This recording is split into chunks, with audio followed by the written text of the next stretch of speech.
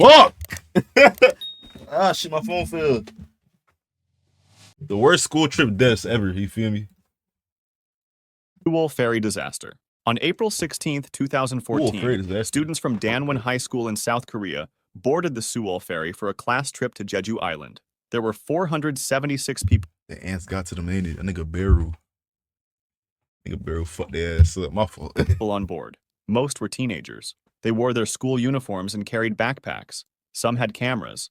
Others had snacks for the journey. They were excited. It was supposed to be a fun field trip. The ferry was 475 feet long. It had been modified to carry more passengers and cargo. The modifications made it less stable. But nobody told the students this.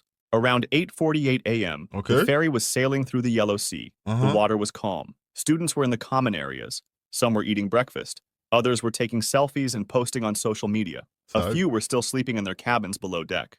At 8:49 a.m., the ferry made a sharp turn, too sharp that it caused the ship to tilt to one side. Students stumbled and trays slid across the floor. Everyone was in panic. Then, the intercom crackled. A voice told everyone to stay where they were. The students obediently listened. They trusted the crew, but the ship never stopped tilting further. On the other end, the captain and crew members began evacuating. They left first, leaving the passengers aboard. At 9:30 a.m., that's grimy as fuck! Listing at 50 degrees. Students in lower cabins were faced with rising water. The corridors had become steep slopes. Some tried climbing out. Others stayed in their rooms like they'd been told. They were scared, confused. Yet, the water kept rising. Students who tried escaping faced flooded stairwells. The water was dark and cold. Some made it to windows but couldn't break through. Others got stuck in narrow passages as the ship turned on its side. At 10:31 a.m., the Sewol capsized completely. Divers arrived but couldn't get inside immediately. The currents were too strong. When they finally entered, they found students still in their cabins, still wearing their uniforms. Some were holding hands. Others had their life jackets on, but had never left their rooms. 304 people had died, most of whom were students from Danwon High School. Only 172 survived. What about the shoes and backpacks later washed up on shore. The captain was later arrested and Yeah. sentenced to life in prison. Nah, he deserves that. 'Cause Mount what the Hood fuck? incident. Why On wouldn't May he tell 12, them? 1986, 19 students and staff from Oregon Episcopal School gathered at Timberline Lodge on Mount Hood. What did he They gain were for there not for telling the base kids to camp, come out? a required outdoor education program. The students were excited. Most had never climbed a mountain before. The group included experienced climbers and teachers. The weather forecast looked good. They planned to climb to the summit and back in one day. The morning was clear and cold. Students wore field jackets and carried backpacks. Some joked and laughed as they hiked. Others were quiet, focusing on the climb ahead. By afternoon, they'd reached higher elevations. The weather was still clear. Everything felt perfect. Then suddenly the conditions changed. Clouds rolled in fast. Wind speeds increased. Visibility dropped. What had been a clear mountain became a white wall of blowing snow. The group tried to descend, but the whiteout made navigation nearly impossible. They couldn't see more than a few feet ahead. The wind was so loud they had to shout to hear each other. The temperature was dropping. Students huddled together trying to stay warm. Some were already showing signs of hypothermia, shivering, confused, moving slowly. The leaders tried to radio for help, but the storm interfered with transmission. Their calls didn't get through. Night fell. The temperature dropped to 10 degrees Fahrenheit. Wind speeds hit 100 miles per hour. Students dug into the snow trying to create shelter. The storm lasted through the night. Students in light jackets faced brutal cold. Frostbite set in. Hypothermia took hold. Rescuers tried reaching them, but the storm was too severe. Helicopters couldn't fly. Ground teams couldn't move in the whiteout. By morning, the storm had passed. Rescue teams found the survivors first. Then they found the others. Bodies curled near rocks. Clothing became stiff with ice. Some students had been only yards from safety, but couldn't see through the storm. 9 people died. 7 students and 2 adults. They froze to death on a school trip that was supposed to teach them outdoor skills. Yanga bus tragedy. On August 3, 1991, students from St. Kilian's Mission School piled onto buses for a sports day trip at Regina Coeli School in Zimbabwe. It was a beautiful morning. The kids were loud and excited. They'd spent the day competing in games, running races, playing football, and laughing with friends. Around 82 school children were on the buses heading home. They were tired but happy. Some had won medals. Others compared bruises from the day's activities. The bus was full of chatter and singing. The route moved through the mountains near Nyanga, 180 miles southeast of Zimbabwe's capital, Harare. Beautiful scenery, sharp curves, steep drops. The bus was moving fast, too fast for the winding roads. Some students noticed. A few felt nervous as the bus swayed around corners. Teachers told the driver to slow down. He didn't listen. The bus approached another curve. At that moment, the driver hit the brakes, but it was too late. The This bus nigga think rolled he off the Dom road down the Toretto. hillside. Students screamed.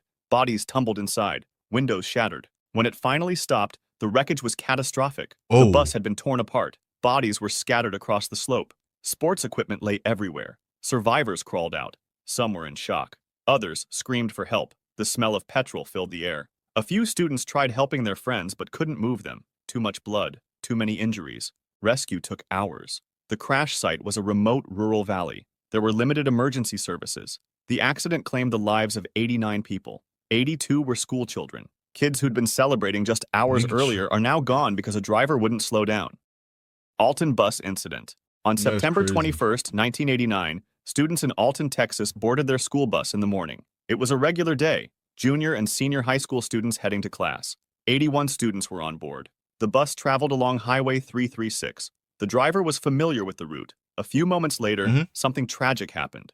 At an intersection, a Dr. Pepper delivery truck approached Oh, from another shit. direction. The truck driver was supposed to stop, but he didn't stop. Suddenly, the truck slammed into the side of the bus at full speed. The impact was massive. Metal crunched. Glass exploded. Students were thrown from their seats. The bus veered off the road. It plunged into a water-filled caliche pit and began sinking immediately. Students were disoriented from the crash. They tried finding exits, but they couldn't find any because bodies were pressed together, blocking the exits. Within minutes, the water was already over their heads. The students held their breath. They tried swimming toward the windows, but many couldn't break through. Others got trapped by seat frames That's a and metal bad way- debris. that's a bad way Some to go students out. near the exits made it out. They surfaced gasping and watched in horror as the bus sank deeper. Rescuers arrived and dove into the murky water. They pulled students out one by one. Some were conscious. Most weren't. 21 students were recorded dead from the incident. Dead Sea Tragedy. On October 25, 2018, school children from Jordan arrived at Zarqa Mayan near the Dead Sea for an educational trip. It was a popular spot. Hot springs, I heard beautiful about some of gorges, these, and but not all rocky of them. passages Like, I never heard perfect for about this one. photos. The morning was sunny and warm. Students explored the area. They took pictures and walked through narrow wadis. These were dry riverbeds carved through rock. But the students didn't know that wadis can become death traps in minutes. Around midday, students were posing for group photos in a narrow gorge. Teachers supervised. Everyone was relaxed, happy. Then someone heard a noise, a sound like distant thunder. Within minutes, it grew louder. Then a wall of brown water came roaring through the gorge. It was a flash flood moving at incredible speed. It was 6 feet high, carrying debris, rocks, branches, everything in its path. Students screamed and tried running, but there was nowhere to go. The gorge walls were too steep. The water was too fast. It hit them like a truck. They were Shit. swept off their feet. Teachers grabbed at children, but the current was too strong. Bodies tumbled in the churning water. Some clung to rocks. Others were carried downstream. The water kept coming, wave after wave, brown and violent. Students who'd grabbed onto something watched their friends disappear in the current. Some students managed to climb higher on the rocks. Others weren't fast enough. The flood swept them into wider channels, bashed them against boulders, Ooh. pulled them under. Rescue teams arrived, but the flood was still raging. They couldn't reach everyone. They watched helplessly as students were carried away. Parents arrived at the scene. The sounds of mothers crying mixed with rushing water. When the flood finally subsided, rescuers found bodies scattered along the wadi. Some were miles from where they started. Others were buried in mud and debris. 21 people died. Most were school children, killed by water that came from storms they never saw. A sunny day turned into a nightmare in seconds. Parktown Boys Tragedy. On January 15, 2020, grade 8 students from Parktown Boys High School in South Africa arrived at Nyati Bush and Riverbreak Lodge for orientation camp. It was supposed to build teamwork and help new students bond. The camp was near the Crocodile River. One of the activities required students to build rafts and cross the river. The students were excited. It felt adventurous, like something from a movie, until it became something else. 13-year-old Enoch Mpianzi was among them. He helped build a raft with his group. They tied logs together and tested the ropes. Teachers and camp staff supervised them. The river looked calm. Brown water moved slowly. Students didn't know the current was stronger than it appeared. The groups pushed their rafts into the water. Some rafts were more stable than others. Enoch's raft looked wobbly, but they launched anyway.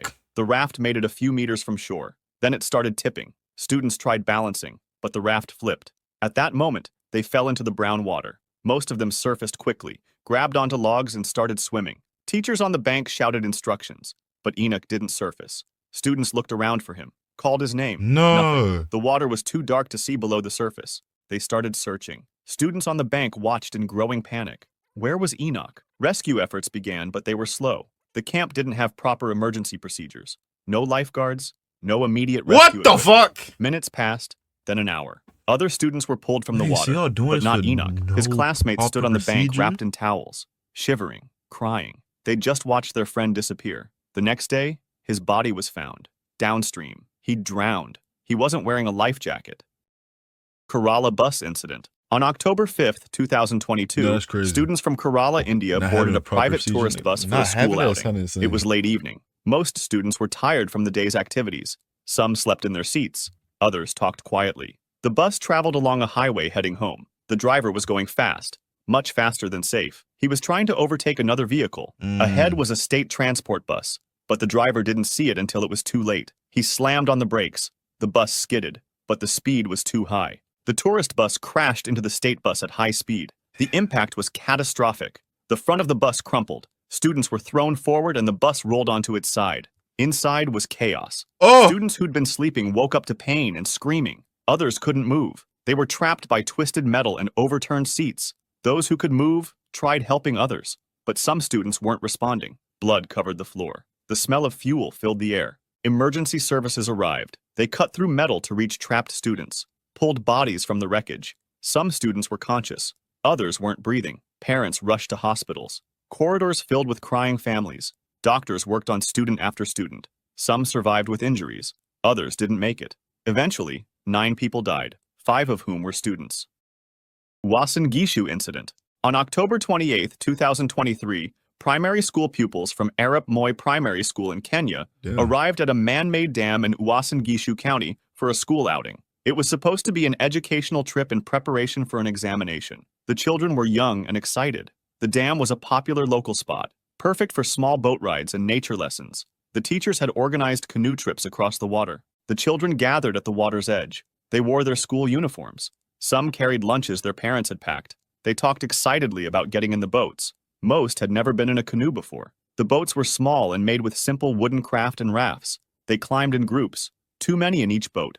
The teachers tried organizing them, but the children were eager. They pushed off from shore. The boats sat low in the water, overloaded, but they didn't notice. They were laughing, splashing water at each other. As they moved slowly across the dam, one of the boats started tipping. The children shifted their weight trying to balance, but there were too many bodies on one side. The boat tilted further, and water started pouring over the edge. The children screamed. Some tried jumping to the other side, but that made it worse. At 5 p.m., the boat flipped completely. They all fell into the water. Most couldn't swim. They tried grabbing onto the overturned boat, but their hands kept slipping. Nobody was wearing life jackets. Teachers on shore started shouting. Other boats tried turning back, but they were too far away. The pupils in the water were sinking fast. Small why do arms they reaching never out, have life faces jackets when they can disappearing under swim? the surface. The water wasn't deep, but panic made them forget to stand. They inhaled water, choked and drowned. No. Teachers ran into the water trying to reach them, but by the time they got there, What the wait? Wait, the kids could have stood up. I'm damn sure those could have stood up for longer. They could have been ran over and got the little kids. several children had already sunk. The surface was eerily calm, just ripples where they had been moments before. Rescuers pulled the children from the water. Some were still conscious, coughing up water. That Others was were really limp. the The adults' pupils fault were right wrapped here. in blankets and sat crying, watching their friends being carried away. In the end, 5 pupils died. They Nah, had drowned in that's a the school adults' outing fault. that should have been fun. Not even gonna Lake fake you. Timiskaming incident. At least On they June can stand up, 11, they could just run into the water 1978, for them boys. 27 students from St. John's School in Toronto set out on a canoeing expedition. The boys were between 12 and 13 years old. It was part of the school's mandatory outdoor education program, a character-building wilderness trip on Lake Timiskaming, about 217 miles north of Ottawa. 4 teachers and staff went with them for supervision. They'd done this trip before. It was tradition. The boys paddled in groups.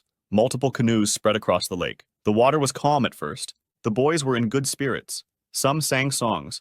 Others competed to see who could paddle fastest. They were miles from shore when the weather suddenly changed. Dark clouds appeared on the horizon. The calm water turned choppy. Teachers recognized the danger. They signaled the canoes to head for shore, but they were too far out. Before they could reach land, the storm hit. The boys paddled desperately, but the waves were too strong. In a moment, one canoe capsized, then another. The boys were thrown into the cold water. They tried swimming, but the waves kept pushing them under. This one Life parlay in the water, jackets kept Chad. them This one afloat, outside the water. but the water temperature was 39.2 I cannot degrees swim at all. Fahrenheit. An average adult won't last beyond 40 minutes in it. Teachers in other canoes tried reaching the boys in the water, but the storm was too violent.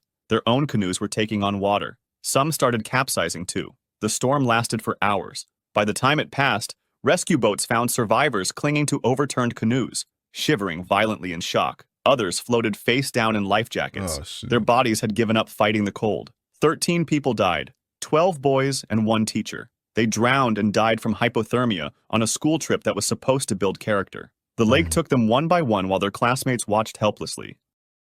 If you'd like to see more stories like this, make sure to subscribe and feel free to drop suggestions for the next video in the comments. These damn niggas died off of. I ain't gonna lie, the pupils one when they could have stood up in the water. You feel me? I keep the kids, you know, they were scared. They were scared. But the adults are to blame on that one. Keep it being because they could have just ran in the water and got them. You feel me? Them little niggas, they were scared. You feel me? They could have stood up, but they were scared. The adults, I'm pretty sure they could have saved them. That's on them. But if y'all enjoyed the reaction, now those are some crazy ass this. That's crazy. Yeah, boys, enjoy the reaction. Like, comment, subscribe. Crack open that Bible, twin. For a little bit, for a long time. You feel me? For an hour, 10 minutes. Read a verse and read a whole chapter, nigga.